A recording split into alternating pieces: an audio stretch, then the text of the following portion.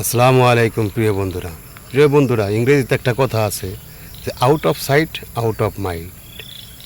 মানুষ চোখের আড়াল হয়ে গেলে মনের আড়াল হয়ে যায়, এটাই কিন্তু বাস্তবতা। দেখবেন আপনি আপনার একজন বন্ধু আছে, প্রতিনিয়ত আপনার পরিবারে আসতেছে, কমেন্ট করতেছে, লাইক করতেছে, হঠাৎ করে সে নাই। তার মানে কি, সে হঠাৎ করে উধাও, দেখবেন কি সে নাই সে কি ফেসবুক চালানো বন্ধ করে দিয়েছে? না, বন্ধ করে দেয় নাই।